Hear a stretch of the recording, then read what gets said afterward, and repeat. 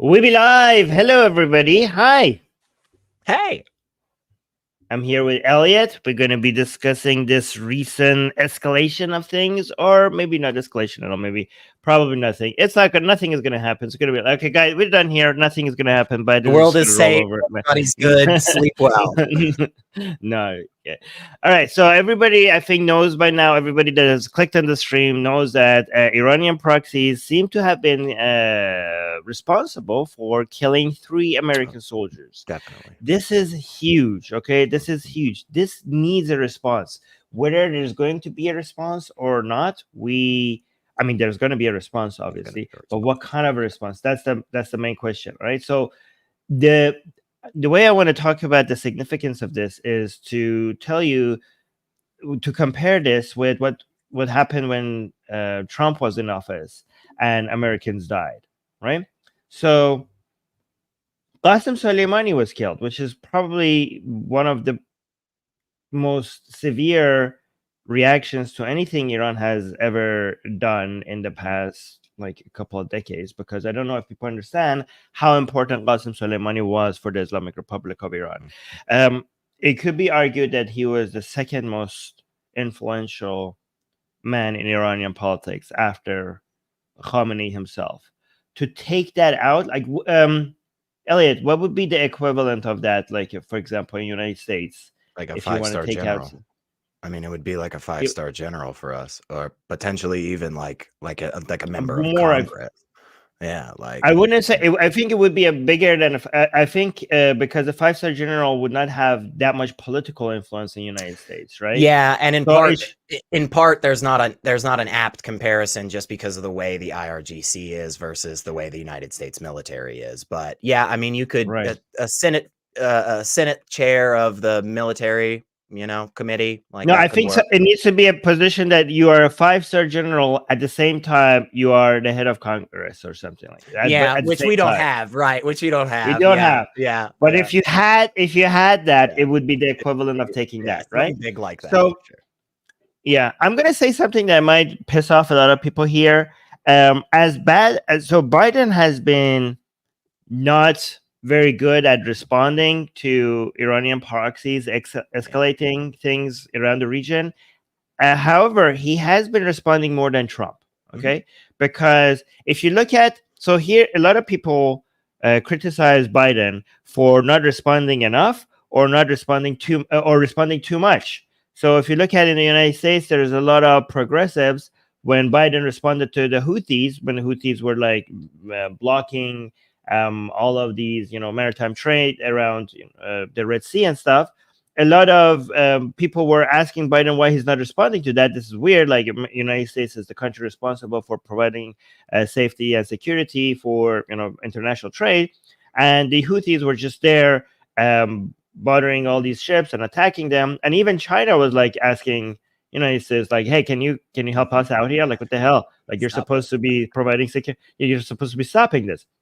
And then, so many people were criticizing Biden for not intervening enough. And then eventually, when he did, all the progressives came out in the United States were like, oh my God, World War III has started. Why are you doing this? How dare you attack these wonderful, wonderful Houthis who are just trying to stop a genocide? And blah, blah, blah. Freedom fighters. Yes, freedom fighters. And so that was when no Americans were not killed. All right. So just remember, Trump. Okay, a lot of people say like, oh, if Trump was in power, he would have responded strongly. But the equivalent of that, if you want to find anything close to when Trump was in power, was when the Houthis, the same people, right? And I mean, allegedly, some people say it was directly came from Iran, but they attacked Aramco, right? So they attacked, Saudi Arabia's oil refineries, which is basically, I think, blocked a good portion, like I think, like, I don't know, it was 5%, 10% of the sources of oil for a global oil, like global energy sources. That was a major attack. Basically, in the same way that Houthis now attacking the ships are messing up with world trade, that also was an attack on Saudi Arabia that was basically blocking the free flow of energy into the world economy. So what did Trump do? when the Houthis did that? He did nothing. He did nothing, which basically shocked Saudi Arabia and the rest of the world, because, you know, the whole petrodollar and the whole idea of the United States being the main backer of security for international trade started with this agreement between United States and Saudi Arabia, that Saudi Arabia provides oil and United States will provide security for Saudi Arabia. That's how everything that started. That's how all of this started. So for somebody to attack Saudi Arabia's oil, and for United States to not respond to that, was a major show of weakness, and also a shock to the global order, because it was this understanding the United States might not come and back up its allies when it's needed. So, but as bad as Biden's response has been, there has been a response. I mean, we saw Biden attack Yemen, and I mean, but by the way, I don't know if progressives have noted that no civilians have been killed in the attacks in Yemen, which is quite, you know, impressive. Taking out military bases in Yemen, taking out, I think, a quarter of their attacking capacity in one attack. Again, not enough, but still much more significant than what Trump did.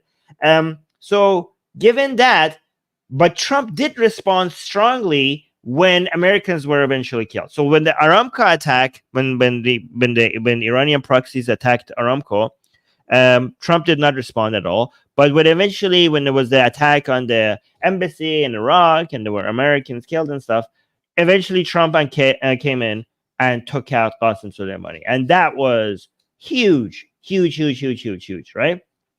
So I don't know. Given all that information, how is Biden now going to respond when Americans are killed? You know, when Americans are killed. So we have a range of responses that we could look at, and we want to say, what do you think, Elliot? What do you think? How big this response is going to be? Is it going to be less than Trump, more than Trump? Is it going to be just on the proxies outside of Iranian borders? Is it going to be within Iranian borders? Because if it is within Iranian borders, that is a major escalation. I don't think that's going to happen. A lot of experts don't think that's going to happen. It's not going to be an attack within Iranian borders. Some people in Iran are hoping for it. You know, a lot of people don't understand how many people in Iran are like, oh my God, I hope US attacks. Yeah, the one that's so bad. Like on Atheist Republic Persian side, on Discord, you have no idea. Like the vast majority of people on our Discord server on the Atheist Republic Persian side are like, "Oh, please, Daddy Biden, come and free us! Come take out these mullahs! Oh my God!" Yeah, maybe not. Maybe not this time, you guys. No. I'm sorry. No? Probably not that. I think the most obvious answer is an attack on the proxies. The most obvious answer is that, and the most obvious answer is one that will be multiple waves of attacks. Like, for instance, I doubt that there is going to be a single response and then our Secretary of State stands up and says, all right, well, that's it, we're done, you know, we shot some rockets, all right. I think there's going to be a coordinated multi-strike that will happen to a couple of different proxies, because like you've got this newer one in Iraq, then of course you've got the Houthis. So I think we've got good reason to expect that. Attacking Iran on its own soil would be a very hard sell. It would be very, very difficult to do that and not expect Iran to directly retaliate, right? Because at the very least, so far, we don't have clear, direct Iranian influence, right? Everything right now has been through the proxies. I mean, I agree. I think it's still obviously connected back to Iran. But at the very least, Iran can have plausible deniability and then just come back and say, well, you attacked us first. So, yeah, I definitely think we will see a response. I don't think it's going to be in the next week necessarily. It sure could be. It could happen while we're on stream. But yeah, I think we're going to see multi-wave attack on proxies over the next couple of months.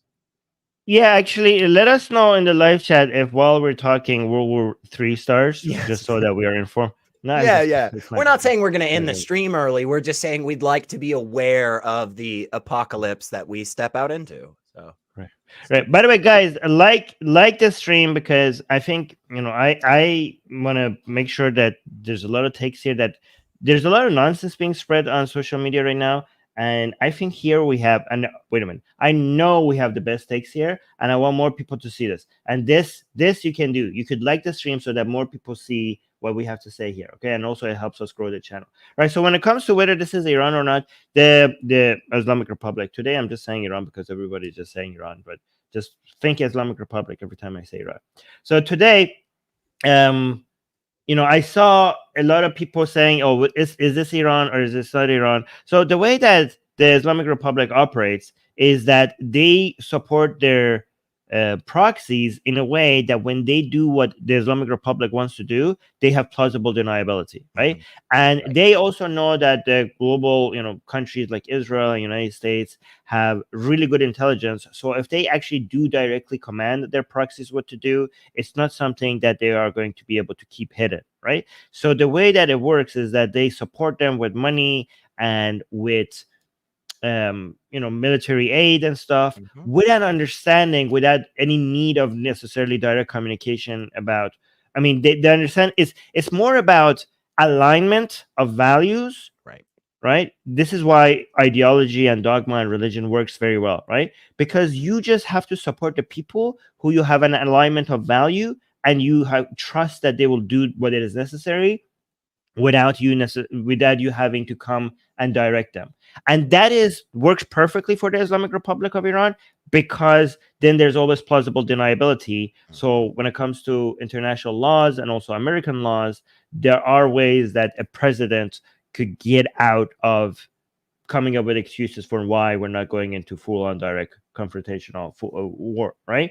However, this has a weakness as well. This has that's the benefit for the plausible deniability when it comes to supporting its proxies. We saw that's how Iran supports Hamas as well, for example, right? Yeah. So the understanding is Hamas is going to attack Israel. We support Hamas when it comes with money and with military aid, but we might not come and directly tell Hamas to do October 7th, for example. But we have an understanding that in general this is an anti-Israeli force, right? I mean, they might have or they might not have, but it doesn't, for the sake of plausible deniability, they wouldn't have to do that, because Hamas is it's kind of like a wild dog that you're just feeding to attack anybody, to bite anything that you just know if anybody steps in your yard, it's going to attack. And that's kind of it's just going to, The problem is that the proxies will sometimes not align, and have, as you help them grow, as they become more powerful, they will become more independent. And sometimes, even though your broad ideology might be the same, in general, in details you are going to disagree. So we see that with sometimes now, especially as the money flowing out of Tehran dries up, even though you help them get there, once they see that money is not coming there anymore, they might start acting independently. So that's another thing that the Islamic Republic has to worry about, right? I want to I have so much more to say, but I'm going to play a little bit of this video so to see what's happening, and then we will get into more details, right? So here, this is from TLDR Global Channel, right? So let's go from here. Let's start from here. US service members were killed. No, let's go from the beginning. The show is brought to you by Incogni. On Sunday, 3 US service members were killed by a drone attack on a military base near the Syria-Jordan border. According to the White House, the attack was carried out by radical Iran-backed militant groups, and on Sunday evening, US President Joe Biden ominously vowed that we shall respond. This escalation comes literally a few days after the US announced that it was finally planning a full withdrawal from the region, or at least Iraq, where a few thousand US troops are nominally stationed as part of the ongoing but low-intensity fight against ISIS that began in 2014. While Iran has already denied having anything to do with the attacks, a handful of US politicians have already come out in favour of retaliating against Iran, prompting Iran to raise its air defences to their highest readiness level. So in this video, we're going to explain why the US was planning to withdraw from Iraq, what happened on Sunday, and what might happen next. Guys, make sure you like the stream. Like. Before we start, if you haven't already, please consider subscribing and ringing the bell to stay in the loop and be notified when we release new videos. Yes. So let's start by explaining why US troops are currently stationed around Syria and Iraq. For context, the US still has around 900 troops in Kurdish-controlled. I really couldn't, honestly, twist my arm, Armin. I couldn't think of any logical reason why the U.S. would have, about 1,000 troops in that area. There's nothing that comes to mind. Oh, there's that ISIS thing still going on, and then that civil war in Syria. Oh, shit. No. Okay, never mind. It makes sense. Actually, I don't think it's because of ISIS. So that was the initial reason for stationing those troops in that area. Yes, but that was the reason initially. But now I think it's because of the Islamic Republic. A lot of people say it's because of oil. That makes no sense. Yeah, that doesn't make sense. United States is the greatest that doesn't make sense. Producer of.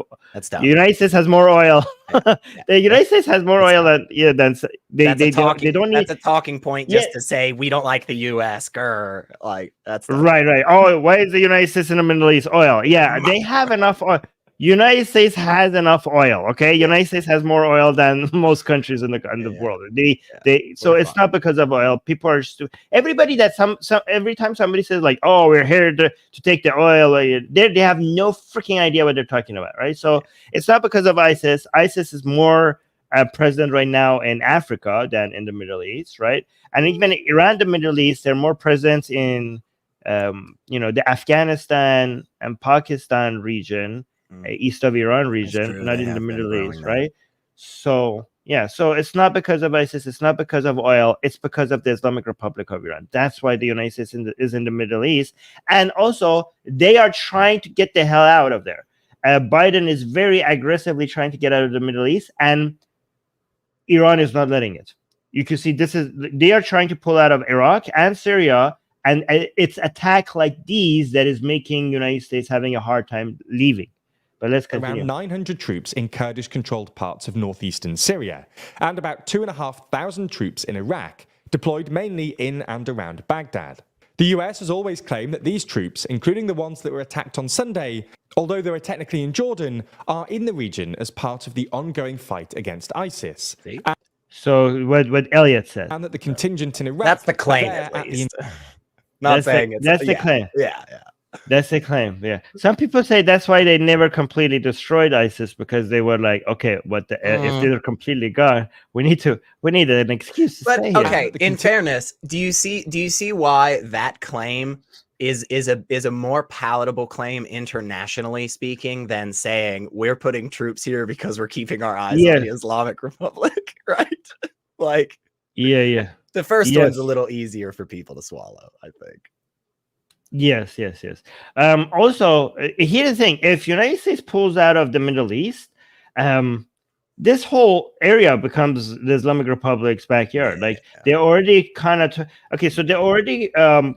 over the politics of Lebanon and Yemen and Iraq. I mean, it's slipping through their fingers a little bit. But if United States pulls out of there, becomes and Syria. Syria. But this will all become, arguably, again, I know this is controversial to say, but provinces of the Islamic Republic of Iran, all of these will become completely under the control of the Islamic Republic.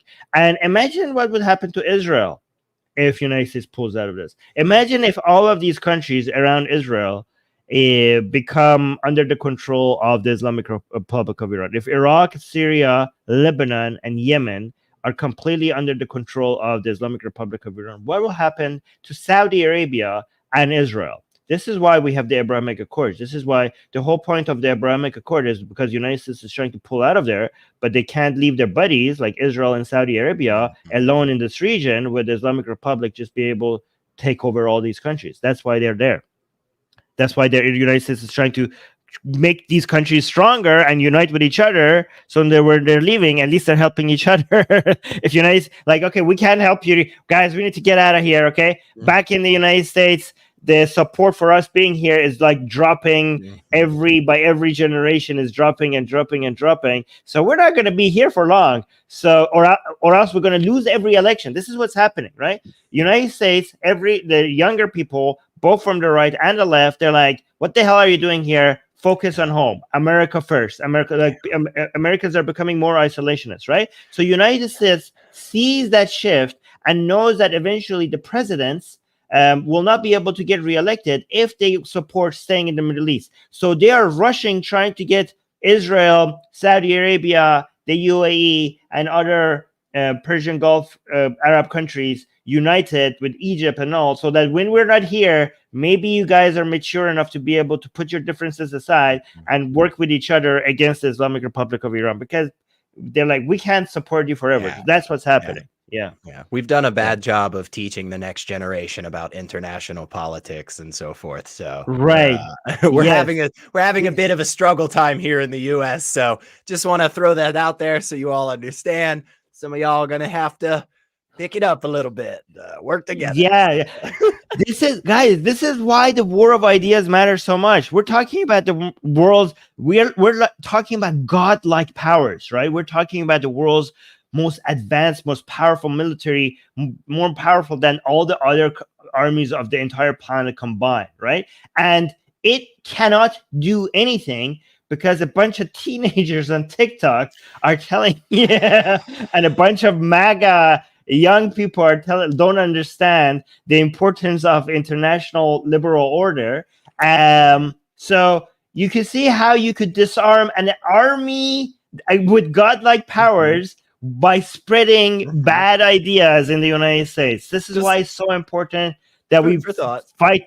This is why it's important for us to just fight these fights, not just with tanks and missiles, but also by liking the stream. Liking the stream, for example, that would be you participating in this war. So please go ahead and do that. All right, so let's continue. Contingent in Iraq are there at the invitation of the Iraq. Okay, I mean, they are. Okay, here's the thing. They are but all of this is legal, by the way, right? So people are like, oh, what are we doing this? We're breaking international law. No. Like, no, they're not breaking. United States is in Iraq with the invitation of the government there, because there are parts of the government that is afraid of too much influence of the Islamic Republic. So they're like, okay, we need United States here, or else we're going to be completely swallowed by Iran. In Syria, United States is legally there because it's technically a semi-failed state, there, right? So that's also, everybody. It's not just United States there. It's also Turkey is there. So a lot of other countries. Also, just the United States just has troops and bases stationed all over the world at very important strategic points for information gathering and so forth. And this is just something that all countries do. Like, everybody does this. This is a normal standard thing. So, yep. Hey, I like this. Let's call it a like jihad. Okay, guys, let's participate in a like jihad. Like the stream as part of a like jihad. Okay, we're now doing jihad here. Okay, that's right. We're becoming better Muslims every day. Suck it up. Oh wait, let me see if we're demonetized, because this one was not. We're just talking about. Yeah, we shouldn't be. There's absolutely nothing. We're demonetized. We've said literally nothing. We've said absolutely nothing that's even close to problematic. We're not even talking about controversial stuff. That's nuts. We're literally just reporting the news. Come on. Okay, so I submitted the review. Journalism, folks. And it's gone. So we demonetized. All right, let's continue. Cool. And that the contingent in Iraq are there at the invitation of the Iraqi government. However, this has always been implausible, mainly because, ISIS aren't really a threat of about a third of Syria and 40% of Iraq in 2014. By 2018, ISIS had lost about 95% of its previous territory, and today is mostly confined to remote desert areas in western Iraq. While there's a risk that the current regional instability could revive ISIS, as demonstrated by their lethal bombing attack in the Iranian city of Kerman a few weeks ago, this doesn't make the US claim any more plausible. That was ISIS Khorasan. I mean, I think so. That was ISIS from the other side. not the ISIS from the Middle East side. Guys, if I'm correcting, Iranian city of Kerman a few weeks ago. Yeah. Pretty Yeah, sure that's right. ISIS. That's a wrong ISIS. Yeah, so it doesn't matter. The to the wrong ISIS. ISIS. This doesn't make the US claim any more plausible. Is there a right because, ISIS? well, There's different ISIS. No, I know. Right? Just the way you said that was funny. The wrong ISIS is like, oh, there's a right ISIS. Like that's the correct ISIS. Sorry. Oh God. It's what they've been saying for the past 5 years. The US deployment in the region became particularly controversial in the Trump presidency, especially after the former president gave an astonishing press conference where he said that the US was only in Syria for oil. We're keeping the oil. We have the oil. The oil is secure. This is how stupid he is. Wait. Let's hear what he has to say before you say something. Hold on. Let him finish it. Okay. The US was only in Syria for oil. We're keeping the oil. We have the oil. The oil is secure. We left troops behind only for the oil. But, well, while it's since become... Wait, in Syria because of the oil? Yes, like with oil?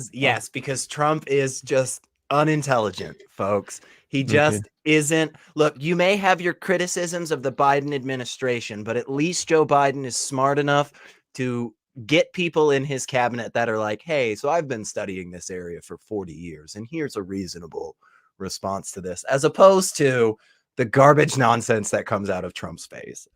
He's dumb. He's very dumb. Syrian oil. We're in Syria because of their oil. Come on. I mean, they have some oil, but like the private companies that were there, United States didn't let them do their thing. It's not. I mean, United States has more oil than any other country. Like they're competing with Saudi Arabia. Like what oil? What's the current percentage of our oil coming from Syria? I mean, if any oil comes to United States from any country, that would be Canada, but like that wouldn't, that would be gas. That wouldn't even be oil. This is not because of the oil. It was not because of the oil. Don't listen to Trump. Gage in America is saying, America, thank you so much for the super chat. Gage in America is saying, America wasted its goodwill with the WMDs. I was influenced by Star Wars Code. What is that? I don't know. Code D's? Hunger Games and Avatar, The Last Airbender, long before TikTok. Thank you so much, Gage in American, for the super chat. Benny Wolf also with the super chat saying, wanted to thank you and support this work. Well, thank you, Benny. I appreciate that. Thank you. Guys, thank you for the super chats because we've been demonetized. So we do need the support, right? We do need the support. So because we can't do these streams if we're constantly demonetized. Like we didn't say anything controversial even today. The oil. Except you, Elliot, who suggested that there's a right type of ISIS. So what? That was after demonetization. I know. The algorithm is just so advanced now. It got us coming. Oh my gosh. It was able to predict the future. Gosh. Right. Wow, that's horrible. Yeah. AI's coming for us. But, well, while it's since become a bit of a talking point in Chinese and Russian media, this isn't a plausible explanation either. While it's true that the Trump administration did authorize an American company called Delta Crescent to restart oil production in the area, the terms of the agreement required that over 90% of all revenues return to Kurdish authorities, and the Biden administration refused to renew the company's sanctions waiver and banned US troops from assisting any private companies in the area. And the other 10% is not being taken, okay? It's like being bought. All right, it's not like that's how stealing. I don't think that's how you're not stealing. Right? Like, oh, we went there and we just took their oil. Like, that even Trump did not do that. Okay, it's like, okay, never mind. I'm pretty sure we just walk into the land, we just stick something in the ground and just start pumping out oil. I'm pretty sure that's how you do it. We just take it back in bags, right? Yeah, Sina is saying, do you think Cutlet is on the menu? So Cutlet, for people who don't know, is what they call Qasem Soleimani's corpse after. Yes. What? Oh, you don't know that? No. So Cutlet is a Persian. Okay, let me actually show you. I'm guessing this is some term of endearment. Like this is like. No, not at all. This is Cutlet. It's an Iranian dish. right? So when the U.S. killed Qasem Soleimani, the images of his body showed up, and it looked like this. Okay, it was burnt. It was burnt. Qasem Soleimani's body was burnt, and it looked like this food. This food is delicious, by the way. I don't know. It's disgusting that people compare a corpse to it. But now in Iran, now a lot of people refer to Qasem Soleimani as Cutlet, and they, whenever United States attacks, they're like, oh, they're happy, like, okay, they want more, like they want more Cutlet. They want the United States to cook more Cutlet for Iranians. A lot of Iranians appreciate the Trump administration killing Qasem Soleimani, and they were like, please provide more Cutlet for us, you know. And you know, every time it's the annual memorial day for Qasem Soleimani's death, people in Iran have to mock Qasem Soleimani and celebrate. So the regime has a memorial for his funeral, to remember how important Qasem Soleimani was. But many Iranian people turn that day into a celebration day, and they call it like the Cutlet Day. And people on TikTok and on Instagram, on social media, they come up with the recipes of cutlet on that day. And you know, and the Iranian regime goes and arrests people who mention cutlet. You know, so for example, there was recently in the annual death day, memorial day of Qasem Soleimani, there was a Persian cook who came at Instagram and he shared his recipe for cutlet, and the regime sent the police to arrest him. He's arrested for just sharing recipes of cutlet. Yeah, that's what. I'm sorry, I did not mean for you to go down all of that explanation, but I am truly glad that you did, because that was the funniest thing so far today I've heard. So. Right. So Sina, when he's asking, do you think cutlet is on the menu? Basically, he's asking if United States is going to turn more Iranian commanders, you know, the regime's commanders, into cutlet. That's what he basically is asking. I bet you a lot of people just turned into on the stream, just showed up right now. Right. I have no idea. Confused. Confused. Yeah. I mean, the title says, "Is the U.S. about to attack Iran?" And on the screen, they're saying pictures of Middle Eastern food, and they're like, "What are we?" They're like, maybe what would somebody think if they just showed up right now? I think they were like, "Oh my god, these people think that the attack is so imminent that they're planning their travel to Iran." And they're like, "Okay, yeah, they're like, when we go to Iran, what kind of foods we should go?" We're coming for your oil. We're coming for your land. We're coming for your cutlet. Yeah. They're like, yeah. Oh, that's Roy just gave us a super chat. Thank you. Roy saying, Schrodinger's stream, the show is both monetized and demonetized, and only by checking it is settled. Usually on demonetized. Yes, exactly. Yeah, maybe I shouldn't check next time. We're still monetized if I don't check. If that's we'll just stay in that kind of. Yeah, I love that idea. Yeah. Yeah. By the way, I miss cutlet. I haven't had cutlet for a very long time. All right, let's continue. Yeah, party refreshments. Yeah, guys, I think like if the Islamic regime falls, cutlet is going to be like a national freedom memorial, like food day. You know how like in United States they have like turkey for for your Thanksgiving and stuff. Oh, yeah. I think cutlet is going to turn into a national day, the national food for celebrating, you know, our freedom, our independence. I think so. Yeah. Anyways, let's continue. Yeah. By the way, I don't like remembering corpses when I'm eating cutlet. By the way, I don't know why so many Iranians are. It's still kind of a funny comparison because he was such a bad guy. Like that's a big part of it. He was such a jerk. Yeah. So. Yeah, he was. Yeah. He's in the area. So, if it's not ISIS and it's not for oil, why does the US still have troops here? Well, the consensus amongst well-versed analysts seems to be Iran. Essentially, the US troops in the region are there to contain Iran and disrupt its support for its proxies, especially its proxy militias in Iraq. Yeah. This is why they're so spread out across Iraq and Syria, to make it hard. Take this into account, okay? If Iran manages to control, if United States pulls out of Iraq and Iran manages to get full control of Iraq, right? I mean, right now it's kind of close there, but it could get full control of Iraq.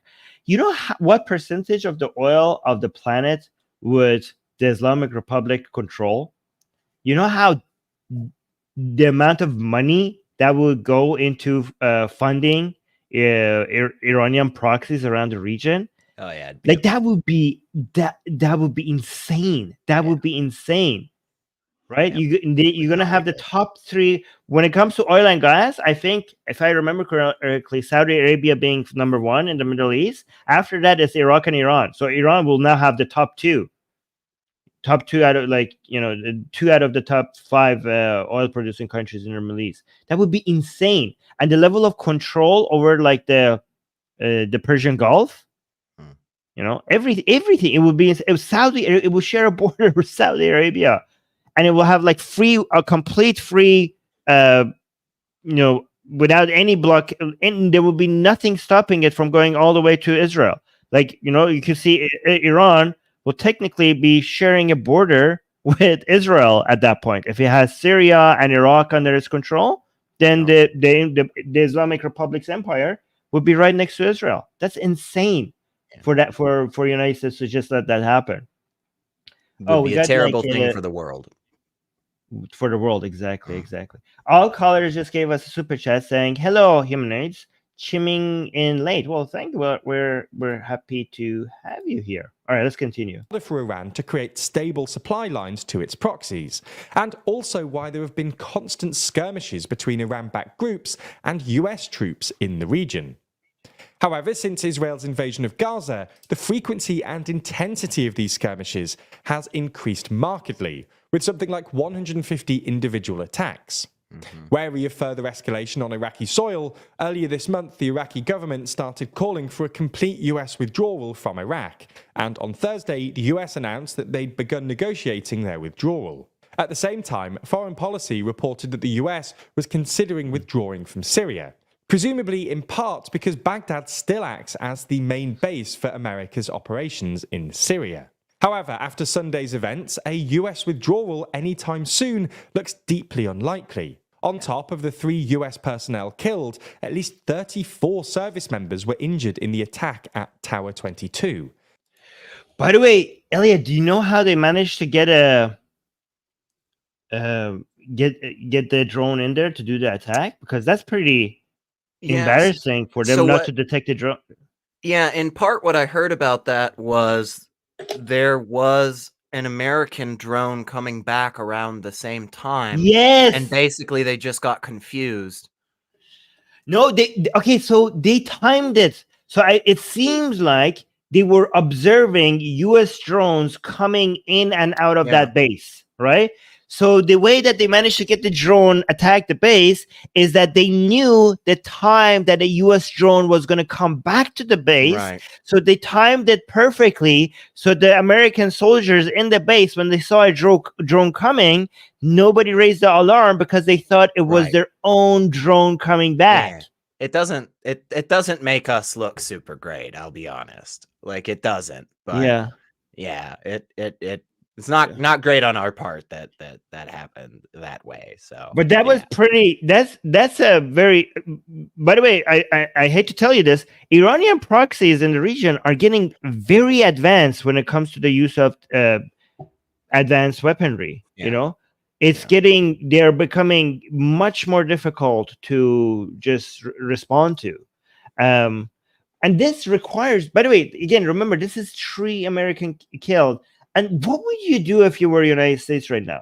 Because you are right now, in response to this, you need a major response. A major response. It would be insane if Biden doesn't respond in a way that people could see that is strong enough for people to say, yes, United States still has its deterring power. United States still has the power of deterrence on its back. But it's difficult. What would you do? So it needs to be extremely strong, or else United States is going to look pathetically weak. But at the same time, Biden cannot go into direct war with Iran. Right. It cannot do that because that will make it a guarantee almost that it will lose the election. Right. And this is why the Islamic Republic feels so emboldened right now. They feel so daring because they know that the Biden administration has no appetite for a direct confrontational war with them. So that's why they're escalating, because they know that they have Biden cornered. But what would you do? So here's the thing. The only thing, what the options that you have are maybe Iranian proxies outside of Iranian borders, either in Syria and Iraq. More people are suggesting that that's going to happen in Syria. Option number 2 is maybe Iranian ships in the Persian Gulf, military ships and stuff like that, right? Option number 3 is attack within the Iranian borders on land, right? Yeah. That Biden has already came out and said that they don't want to go to war with Iran, and that if it does that, it would really risk full-on confrontational war, direct war with these two countries. So that seems to be off the table, right? But if you attacked the Islamic Republic forces outside of these borders, it's nothing that would be seen as that devastating, right? There is no Qasem Soleimani's anymore for you to take out, and everybody right now that is outside of Iran's borders, they're there for you to hit. Like they're that's their purpose. Like the Islamic Republic is not really going to lose sleep over you taking some of their proxies out, right? So again, there's nothing like the Biden administration is stuck between a rock and a hard place. You could take out a lot of proxies outside of Iran, and the Islamic Republic is not going to feel that much. They're not going to feel that they have been paying a heavy price for it. The only way that they could pay a heavy price for it is an attack within Iranian soil, but that's off the table. So what will be left for Biden to do? So I think, I agree with a lot of what you said there. I think an utter decimation of the capabilities of these proxies would be a strong message to Iran, right? I agree that they probably wouldn't really care in the sense of being like, oh no, like Hezbollah got attacked, or I don't think they would care that much. But I think a strong show. How would you decimate? How would you decimate them? Well, so like you attack like weapons depots and stuff, right? So they already doing that, right? They have but been they're already not doing that for. Yeah, but barely currently. I would say they're doing the bare minimum right now, ramping it up to a degree where it's just like, holy crap, all of our stuff is gone. It's been disintegrated. I think that's a show that would make, at the very least, the Islamic regime say, okay, maybe we chill for a second. Like they're never going to stop. They'll always have their terrible ideology, but I think at least it would be something that it needs to be raining fire from the skies, like something like that. It's got to be a very strong show.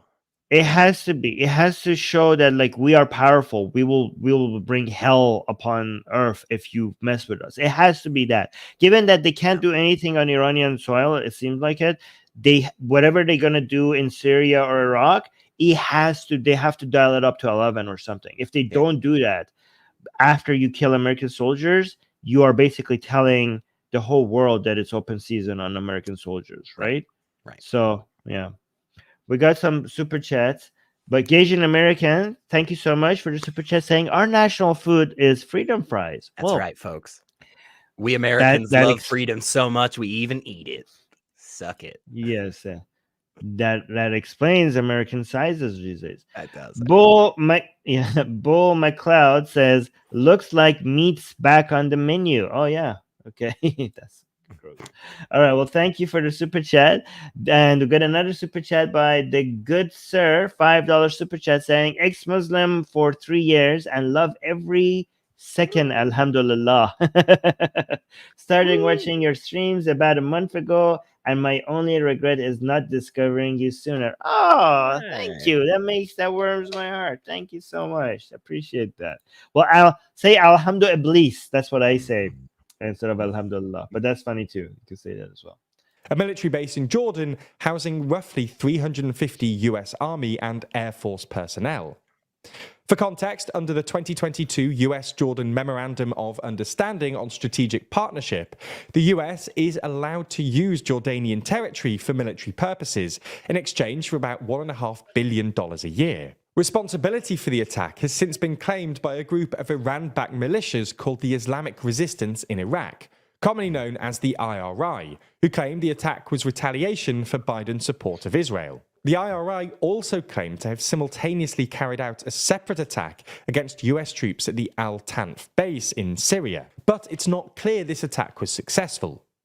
The attack in Jordan, however, is the first deadly strike against US personnel since the Israel-Hamas war erupted in October, and yet another worrying escalation in a war that has now expanded to involve at least 10 countries. Honestly, I never saw Pakistan entering this whole mess. Yeah, but here we are. I know. What a world. So what happens next? Well, the US has already responded with more airstrikes against IRI facilities in Iraq, which nobody even noticed, which shows how insignificant hitting Iranian proxies are going to be, right? So if you want to demonstrate to the world that US is still strong and has a lot of huge deterrence powers, just hitting, look at the effect this has. People are still waiting for United States to respond. Like, United States has responded by taking out some Iranian proxies, and nobody has even noticed. So that's not going to be a good enough response. And as we mentioned in the intro, Biden has promised to respond. A US official described the attack as clearly an escalation of significance, and at the time of writing, 4 US senators have called for strikes in Iran itself, prompting Iran to raise its air defenses to their highest readiness level. Now, this doesn't necessarily... Last time Iran raised their air defense levels, they shot down their own planes, so... Just remember how things could escalate, right? Remember when they took out Qasem Soleimani, right? Yeah. And then Iran responded by attacking an empty U.S. base. By the way, this is how we know that neither Iran or the Biden administration wants to go in direct war with each other, right? So when Trump took out Qasem Soleimani, Iran attacked a U.S. base, right? But they contacted the United States telling them that they're about to do it, so that they emptied the base so that no American soldiers died because they were afraid of going into war. But after they did that, the Iranian government was so afraid of a U.S. response that they shut down their own plane, a Ukrainian plane filled with Iranians. They shut a civilian plane. They shut it down. So you can see, like, things could get really wacky really soon. Like, really unpredictable things could happen when people are tense and things escalate like this. Nothing is predictable. Like, at that time when Qasem Soleimani was killed and then the Iranian regime responded, a civilian plane being shut down, coming out of Iran and being shut down by Iranians' own troops, that was not something that anybody predicted. Okay, so you can see, like, this is why it's really hard to predict what could happen, because when things are this tense and nobody knows what the other side is thinking, you might make a decision that hasn't been on anyone's radar. Yeah. Oh, we got a super sticker. What is the super sticker? It's a number 1. Okay. Oh, no, that's not it. It's a not coin. showing up on my. Oh, it's like coin. It looks like a coin, like a gold coin. Oh, it's just it's a coin. Yes. Nice. Well, thank you, Time Space, for the super sticker. And then we got a super chat from Gagin American saying, do the Saudis have proxies in the area? No. Saudis didn't do military proxies out of their own borders. The way that Saudis tried to influence outside of their own borders before was with Wahhabism. They built madrasas everywhere. And that came out and bite them in their own ass, because that basically produced ISIS and Al-Qaeda. And now they regret doing that. So they're now taking a step back from supporting Wahhabism. But Saudi Arabia's influence outside of its borders was mostly ideological, not military, like the Islamic Republic. Who would have thought? Who would have thought spreading Islam around the world would cause more radical militant groups to kill people? Yeah, who would have thought? Right. Yeah. Oh wait, a lot of us thought. Yeah, a lot of us thought. Yeah. That's good to do. Now, this doesn't necessarily mean that we're on the cusp of World War III. Not least because Iran has gone to pains to distance itself from the attacks. On Monday morning, Iran's official news agency quoted Iran's permanent mission at the UN as saying Iran has no connection to these attacks, and the clashes are between the US Army. So no connection is stretching it, okay? But the fact that they're saying no connection, that shows that the Biden administration doesn't want to go into war with Iran, right? Like they have said that, then they have demonstrated like they're serious about this. They are doing everything, both sides, the Islamic Republic and the United States, they're both doing everything they can not to go to war. They want to, the Iranian regime wants the United States to just hit its proxies. Like, hey, I have proxies specifically for this, okay? When you get angry with me, I have disposable people outside of my borders for you to just demonstrate your anger upon. That's for you, United States. Go take those. Don't come in my border. That's for you, okay? And United States is like, I have an election. American citizens don't want war. If I go to war with Iran, I will definitely lose.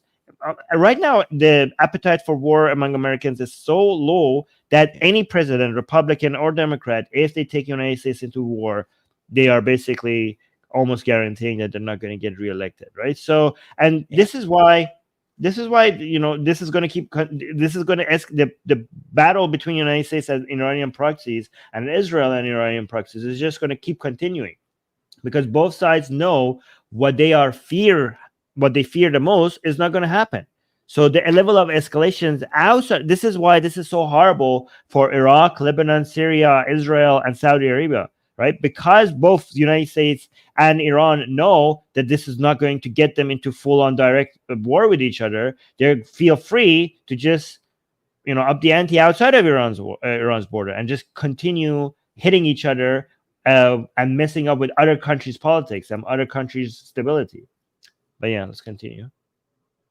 And resistance groups in the region, who reciprocally confront each other. Now, obviously, this should be taken with a massive pinch of salt, but it's worth noting that IRI are one of Iran's most independent proxies, so it's at least possible that they carried out the attacks by... But still a proxy, so don't say there's no connection. So here's what I don't understand. They say, like, there's no connection because this is one of Iran's most independent proxies. Yeah, a proxy that wouldn't have the money or the weaponry to do what it does if it didn't get it from the Islamic Republic of Iran. So these are still Iranian proxies. We got another super chat from All Colors saying, because then Russia would retaliate. Khamenei fears the U.S. military just as much as the NSA. I don't know what Russia would retaliate. Russia would retaliate against who? Russia will not. If you're suggesting Russia will come and defend the Islamic Republic, they would not do anything for the Islamic feel that's Republic. really unlikely. Yeah. Russia will not bend the face. Russia, the best Russia will do for the Islamic Republic is write a very, very angry message or file a complaint with the United Nations. That's the only thing Russia would do. There's nothing beyond that Russia would do for the Islamic Republic. But yeah, go on, Elliot. Yeah. Well, I'll wait till the end. I just pulled up a news report from literally like 12 or 14 hours ago that has some information, but after the video I'll talk about it real quick, because it's an by the way update, when eventually United States has nuclear weapons, right, when we get to that point, imagine how much more emboldened they will be, because what did I say? You said Iran, US. yes. When Iran. Sorry. Okay, so yeah. So when the Islamic Republic of Iran eventually gets nuclear weapon, imagine how much more secure they're going to feel to support their proxies around the region, right? Because now, United States doesn't want to go to war with Iran, and that's why Iran feels free to do whatever it wants with its proxies, to support its proxies. But eventually, when it gets nuclear weapons, then it will know it's almost guaranteed that no country would ever want to go to war with the Islamic Republic, and then the Iranian government will completely. Right now, they're scared, right? Even though the Islamic Republic is 99% sure the United States is not going to attack them on their soil, right? But they're 1% not sure, and that makes them piss themselves at night, right? Right now, they're scared because there's still a chance. It's not guaranteed the United States is not going to attack. So they are very nervous right now that the United States might attack Iranian soil. But when they get that nuke, that fear will go away, and they feel like now we can do whatever the hell we want. Nobody will attack us. They learned that by comparing North Korea with Libya, right? Libya giving up its nuclear weapons, right? Its weaponry, and North Korea. Nobody ever imagines attacking North Korea, and Iran wants to get into that status. That's what they want. Yeah, we just cannot allow Iran to have nuclear weapons. That would be a horrible. Oh my god. Okay, I don't want to think about that, Armin. I'm already depressed enough as it is. Oh, themselves. Similarly, the US has stressed that it doesn't want to get involved in a regional war, with Chairman of the Joint Chiefs of Staff telling ABC News over the weekend that America's actions in the Middle East were intended as deterrents, and that we don't want to go down a path of greater escalation. Nevertheless, this is yet another reminder that, even if the US and other big players in the region don't want to get entangled in a regional conflict, unintentional escalation is often difficult to avoid. Things have only been moving in one direction for the past few months, despite the US's best efforts, and some sort of American-led escalation now looks inevitable. What makes all of this even more precarious is the fact that Israel's assault on Gaza shows no signs of slowing down, with Israeli officials recently admitting that they're a long way from defeating Hamas, and recurrent speculation of an Israeli invasion of southern Lebanon. Now, while you've been learning about US troops in the Middle East in this video, okay, it's now going to go to the ad part. Before cool. you say, Elliot, let me just do all colors message, and then we go to the news that you want to read. All colors with the super chat. Thank you so much for the super chat, saying Russia is an Iranian ally. Arguable. Okay, Russia is not an Iranian ally. Russia takes advantage of Iranian weakness right now, right? So I wouldn't consider them an ally to the Islamic Republic. It says I don't think I don't think it is. I think you missed an it there. It is as unlikely since they already reached sending FSB agents when the NSA sent support after the Mossad-based bombing. A few agents ended up dead. Yeah, I mean, those are Russians. Well, their level of support will be small. Like, I don't know, sending a few agents or maybe selling weapons or stuff like that. But they will not come. They're not an ally in the sense that, for example, the United States is an ally to Israel or Canada or France or Germany, right? So, for example, if a country decides to attack Germany, the United States will come and defend them. Even France will come and defend them. Most Western European countries and North American countries will come and defend them. They will send military to defend them.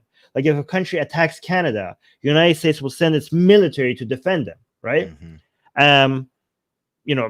Or if a country attacks the United Kingdoms, France, Germany, even Japan and South Korea, they will send their military to come and be an ally and actually defend them, right? But those are not the same allies that the Iranian government enjoys right now. If anybody attacks the Iranian government, Russia and China will just get very pissed off and get very angry and say this is wrong. Maybe they will sell weapons to Iran. Maybe they will send advisors to Iran. Maybe they will send agents to Iran. Maybe they will try to veto everything in the Security Council of the United Nations to stop the United States getting international support or whatever. But they will not send troops. They will not attack the countries that are attacking Iran. They will not do that, right? Yeah, that's not the sort of ally. That's technically not an ally. That's just that's just also not how Russia operates. That's just not really how they work. I mean, Iran is not that important for them. Iran is just a useful idiot country right now that is Russia is alone, and Iran is stupid enough to be supporting. Iranian government is stupid enough to be relying on Russia and China rather than most of the civilized world, most of the greatest economies of the civilized world.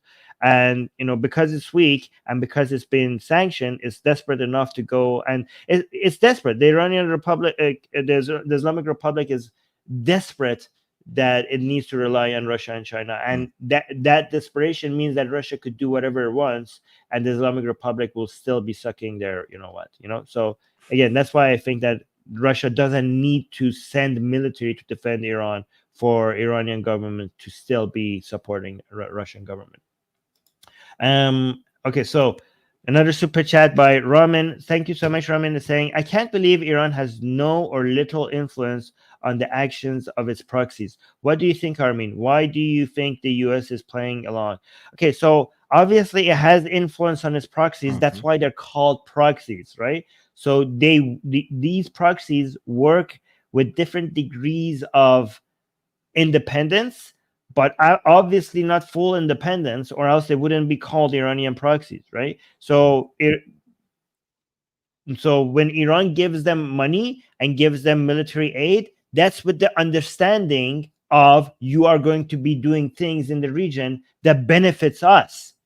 Or that's what even doesn't need to be said sometimes. That's with the understanding, or else why would the hell we be supporting you, right? But some proxies get direct orders from Tehran. Some proxies are, okay, thank you for the support. This is our agenda. And if you support our agenda, give us. And if you don't, we'll fuck off, right? But we have our own agenda. But again, they kind of understand that they have to make Tehran happy, or else they will the funding will stop, right? And there's everything in between. This is a spectrum. You know, how much of a direct order the proxy gets directly from Tehran, whether you're Kataib Hezbollah, or you're the Houthis in Yemen, or your Hezbollah, or your Hamas, or these other groups, or, for example, in Gaza, right? We have the Islamic Jihad group, and we have Hamas. Both get funded by the Islamic Republic. The Islamic Jihad group is more directly responsive to the orders from Tehran than Hamas. So it's a spectrum. You cannot just, it's not a black and white thing. Oh, we get more submissions, guys. Thank you so much. Real quick on that last one, I'd just say I wouldn't say it's fair to characterize the US response as playing along. We've made it fairly clear that we recognize this is an Iranian-backed group. So we're on the US's side, we're not pulling any punches on that. I think Biden directly even said, like, Iran is responsible for this. So yeah, they did. Yes, and again, the reason, so they're not playing along, but if you think like why they're not responding stronger, it's because of the elections. It's because the American public, right? Yeah, I actually blame more the American public than the Biden administration. Okay, if the American public understood how important it is for the United States to maintain its presence when it comes to providing peace and stability in the region, then the Biden administration would not hesitate right now to respond. Yeah. Okay, the American public, as you know, both left and right, have signaled to the Biden administration that we will punish you. We will punish you if you escalate. I mean, look at the signal that the American public sent to the Biden administration when it comes to an easy thing to support. When it comes to the Biden's administration to responding to the Houthis, that was such an easy thing to support. It was the Houthis that started it. They were attacking not every country's ship, like many countries' different ships. Like they were attacking civilian ships. They started the escalation, and they were attacking ships that were not just American or Israelis, but they were ships from other countries as well. And it was devastating world economy. And there was most countries in the world, even China and Russia, were accepting that the Houthis need to be responded to. And still, when the Biden administration went out and carried out attacks in Yemen, not killing civilians and only attacking military bases, a very effective and successful attack, the American public were like, how dare you attack these wonderful freedom fighters? You are just starting World War III right now. How dare you? Like the one thing, this was an easy attack to support. So if they can't support that, what do you think the signal you're sending to the Biden administration when it comes to going and attacking Iran? You attack Houthis are not even the official government of Yemen. Right. They're not even the official government of Yemen. They're a terrorist group. And when they attack, when Biden administration attacks those, American public still gets angry. Imagine what they're going to do when they attack an official government of a major country in the region. Yeah. They're not going to like that. So if you want to criticize the Biden administration, I think you have to criticize first the American people who are sending that signal to the Biden administration. I will guarantee you, if the American public showed a backbone and the appetite for their government to maintain peace and stability for economic trade for the world, then the Biden administration would now go in guns blazing, like, oh yeah, you kill American soldiers, this is what you get. You are stopping it. That is the American public that is stopping Biden, not the Biden administration itself. Yeah. I think that's a good assessment of where we are politically speaking. Unfortunately, I think. I mean, again, I'm not pro-war with Iran, not in the slightest. I also think that would be a bad thing, but we absolutely have to show force here. We absolutely have to, because otherwise, it just emboldens them to escalate. So. United States went into Iraq, said that they had weapons of mass destruction, and they didn't. Okay, now that has stuck with the memory of American public that they think using military is always wrong. Okay, what's the point of having a military when they attack you? Like, what are you gonna do? Like, they attack American soldiers. Like, if you're not gonna respond here, then what the hell is the point of having even a military? Like, what are you there for? Our military, I don't know if you know this, but they have a really good marching band. So it is actually internationally recognized. So that's I mean, maybe not as important as, like, international trade or freedom and security for people around the world, but that's up to I mean, they seem to be dying very well as well. Like, apparently this is what people like. They want to just die and don't respond. Like, this is what people said when it comes to October 7th as well. When they're like, okay, Israel needs to respond. They're like, oh no, don't respond. Like, what are you talking about? There needs to be a response. There obviously needs to be a response. People don't understand how important it is for every country to show its deterrence ability when it is attacked. That every country needs. This is not about just Israel and United States. Every country. The whole point of having a military is that when you fuck around, you find out. That's right. That's the whole point. That's the whole. That's the whole point, right? It's just like the way. Anyways. Gasian American saying, thank you so much for the super chat, saying atheist China's God is the almighty dollar. The disruption to global trade is hurting CPC's mandate from heaven. Thank you for the super chat, Gasian American. And then we go to the last super chat for today from all colors, saying, yes, I was writing it's the grammar part. Don't worry. I got you all colors. I could say. Furthermore, Iran now is getting reminded that the Mossad is not Israel. The Mossad was born as an NSA branch and still is. Well, I mean, it's still part of Israel. Just because your intelligence is trained, helped and trained by another country, that doesn't mean it's not part of your country. But yes, that's a good reminder. Yeah, but we'll see, guys. So leave us a comment. Tell us what you think it's going to happen. Or maybe right now it's happening. I don't know. Elliot, is it happening? Has Biden responded yet? Because it's taking such a long time. Because I thought maybe during the stream. I just wanted to, I'll share my screen now if you want to put it up there real quick. Hang on. Okay. Bow. So this literally came late last night. Go a little bit higher. All right. Powerful. So this is about Katib Hezbollah, right? So they apparently just literally very recently have announced the suspension of military and security operations against the occupation forces, as they call it. So we will continue to defend our people in Gaza in other ways. We recommend the brave Mujahideen of the Free Hezbollah Brigades to carry out passive defense temporarily if any hostile American action occurs towards them. So this is already at least an update. Obviously, this is not the group that was deemed responsible for the most recent things. And it's not just CNN reporting this. There are a handful of other places. I just picked the one that I thought was the most visually representative. But so it is possible that that we see a de-escalation very quickly, depending on the response from the U.S. I think they're scared. They're scared. Well, they That's should what's be. happening. I mean, and this is the other thing that's kind of silly. It's not that like the way that this is worded sometimes seems almost as if like the Iranian military and the United States military would be on the same footing. It's not that the United States doesn't want to go to war with Iran. It's that the United States doesn't want Iran to start a war because it's just going to take a lot of effort on the United States parts to win it, right?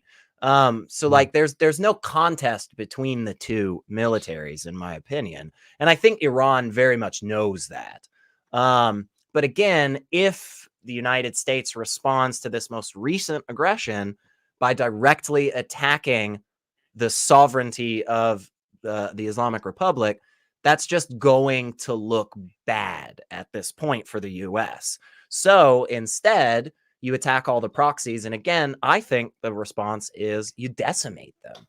You show them how truly we have been holding back this whole time. And at any point in time, we have the ability to completely wipe out your capabilities to do anything.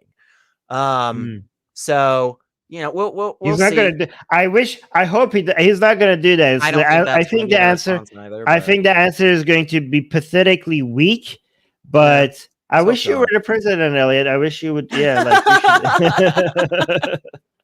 Yeah. All right. I'll take that. Elliot for president. Elliot for president. Not 20. Let's do 2028, guys. Elliot for president. 2028. Make it happen. All right, guys. I'm gonna go do the same topic on the Persian show in a couple of hours. So, if you speak Persian, come over to the Jomhuriye Bi Khodayan channel. Or if you don't speak Persian, just put it on in the background. Maybe you should start learning another language. Why not? When eventually when AI manages to translate everything in real time as we're speaking into every language, then at that point I will like, guys, now we're gonna go to the Persian channel. Come over there and listen to us there. Yes. That'll be wonderful. Yeah. All right, guys. Talk to you. Make sure don't forget to like. Nobody gets to leave here. I'm looking at you. Yeah, specifically you. Don't leave without liking the stream. And also, once the stream is over, please leave a comment under the show. Subscribe, hit the bell notification. See you in the next show. Bye. Mwah. Don't forget to like.